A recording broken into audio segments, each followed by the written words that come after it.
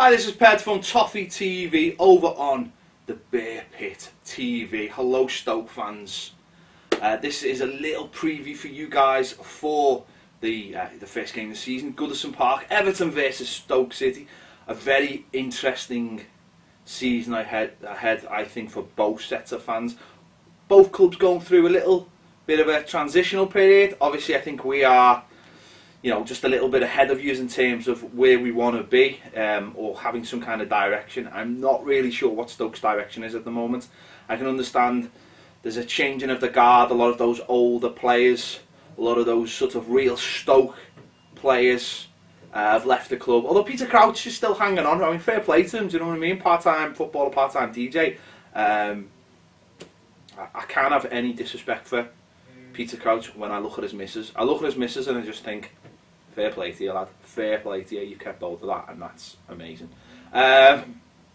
So yeah, really interesting. I mean, I've looked at what you've done business-wise.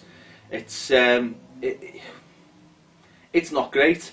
And obviously you've sold your best player, Arnautovic, to West Ham. He looks like your best player. I don't know if he is your best player. I like Bojan. I think he's a tremendous player. Obviously went on loan last season.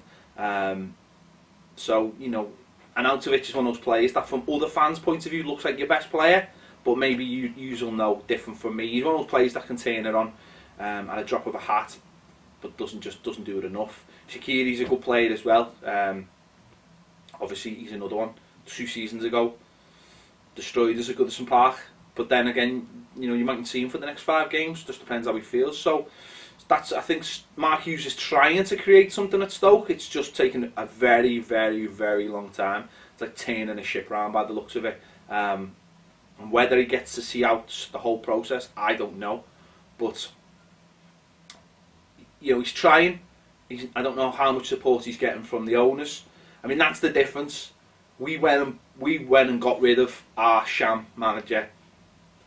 Brought in a world-renowned name in Ronald Koeman. I don't know if he's a world-class manager. I don't think he is quite yet. He's trying to work his way up there. But he was given promises, and so far our board, or certainly our majority shareholder, Farhad Mashiri's backed them up. And this summer we've gone out and obviously we've been, certainly in the early part of the window, going out and buying Michael Keane, Jordan Pickford, bringing in Wayne Rooney, bringing in Sandro. We've done good business. It's not complete yet, and until it's complete, you won't see a complete Everton side, and that's where it's going to be an interesting game this weekend. I think he's after obviously Gylfi Sigurdsson and a centre forward. Until they're actually done, this team is still going to look, I think, a little bit unbalanced, and it's still finding its feet. Of course, we sold Lukaku to Manchester United, and you can't dispel that. But, yeah, Lukaku is the kind of player in a game like this.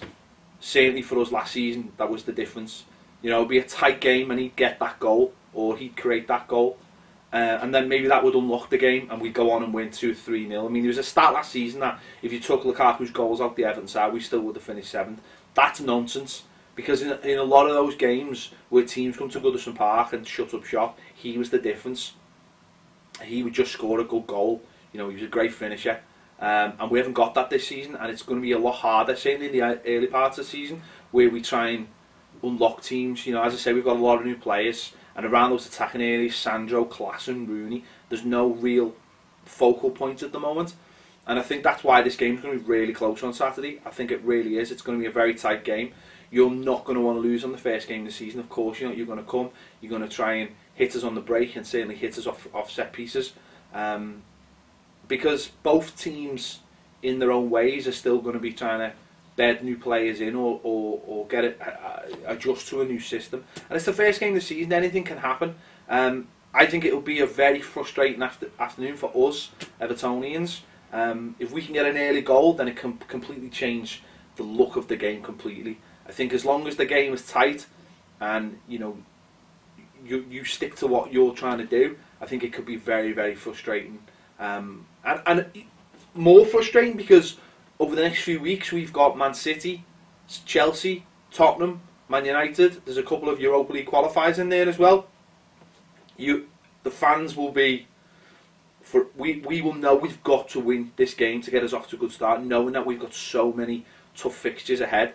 and that's the difficult thing. And I think the way the world is now, the way football is, the way that social media frustration is permeating into football grounds, I think it could be, as I say, a very frustrating game for us. Although, you know, we could score early and just click.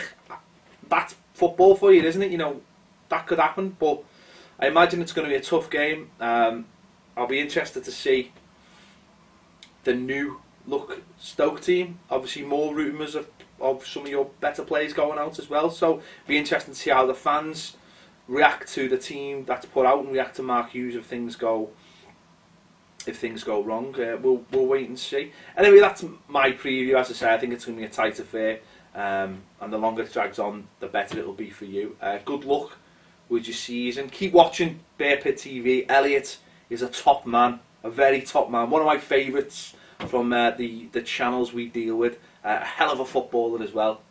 Get him on the pitch. So thanks to the Stoke fans for watching. Thanks for Bear Pit TV for having us as well. And I've been Ped. I'll see you later from Toffee TV.